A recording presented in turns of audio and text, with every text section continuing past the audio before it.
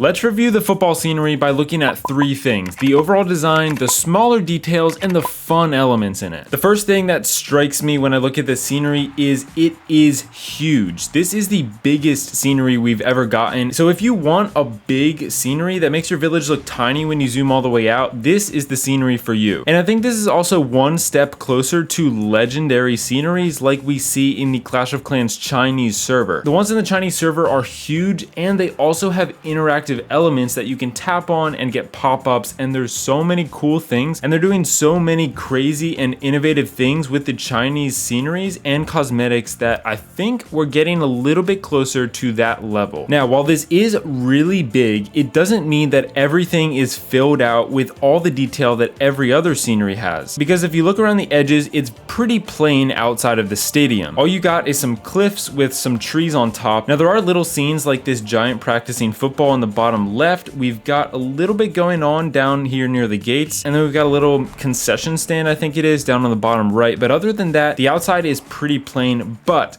I'm not going to complain about that because the inside of the scenery is so detailed and we've got so much going on. I think it's acceptable to have the outside a little bit more plain, especially because your focus is always going to be on the inside of the village anyway, and I would much rather have a big scenery with a little less detail on the edges than a smaller scenery. When you zoom out, you can really see the division of the two sides of this field. We got the red side on the top right, and we got the blue side on the bottom left, obviously representing the two football teams that are competing. And when we clear out the field, we can see that the top right and the bottom left are where the goals are. I'm really glad that they have this color separation, because if they had everything the same exact color, it would lack a lot of variety, because the entire field is green, and if we just had one other dominant color, it would be pretty plain. So I'm glad they went with the three dominant colors: blue, red, and green for this scenery. I also really like how the focus is obviously on the very center of the village. Your attention isn't drawn anywhere else. It's really hard not to look at the center of the scenery. Darkening the outside and making the inside very saturated and bright really helps to draw your eye to where your village is. Now, if your village is a high town hall level, most of these lines painted on the field are gonna be covered, but I love that they did this, and they even have the tiles checkered green and light green, which is a nice touch. I believe that's how real football fields are painted. The execution of this scenery is incredible, because if you think about it, without looking at this scenery, you might wonder how Clash of Clans would ever execute football within their game so well, but they managed to pull it off. I think the big picture of the scenery is really solid. It's not my absolute favorite design, but for what it is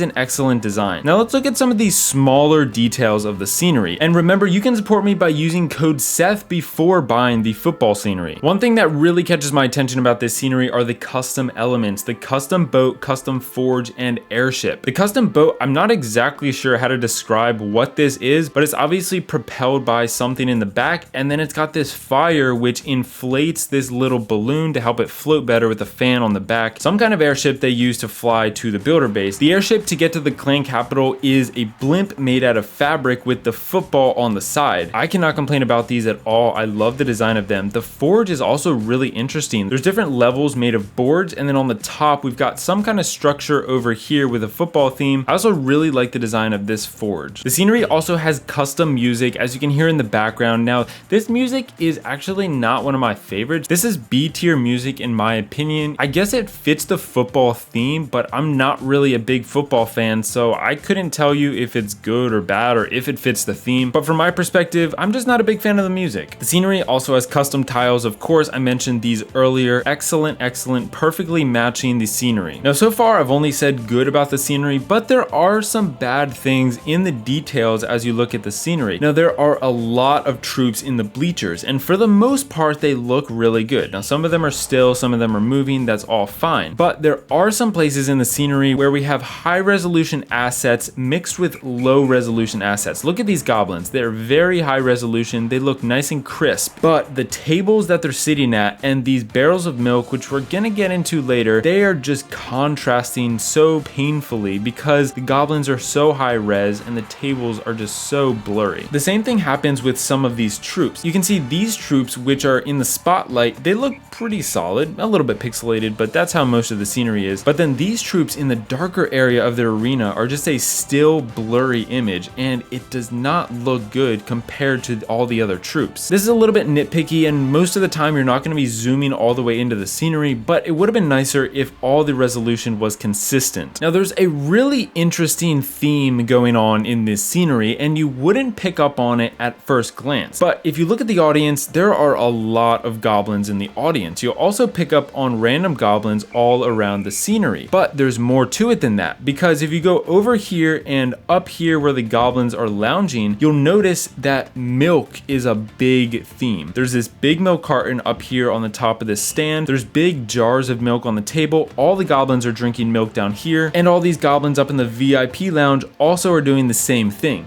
I don't know what the deal is with milk in this scenery. We've also got goblins dressed up as milk cartons. There's also one down here at the bottom standing in front of the audience. You'll also see in this gateway down at the bottom, there's a jar of milk just sitting there in the gateway. I do not know what's going on, and I don't know what the correlation between milk and football or goblins is, but it's kind of weird. And there's also a really funny thing. I didn't find any bananas in this scenery. Now, if you find them, let me know, but I didn't find a single banana, which has been a theme for a long time in all the sceneries. So is milk Clash of Clans' new banana? Are they going to start putting milk in their sceneries instead of bananas? You got to let me know in the comments what you think about this theme. Why are there tons of goblins and milk, and does it have anything to do with football? I think Clash of Clans did a really good job with the fine details of the scenery as well as the big picture. But now let's look at the fun factor of the scenery, because that's really what ties the scenery together in my opinion. If they don't have scenes like this where giants are practicing their football skills, it just wouldn't be that great of a scenery in my opinion. It feels mediocre if there's no fun to the scenery. They've also got things like this goblin which will run out of this gateway at the top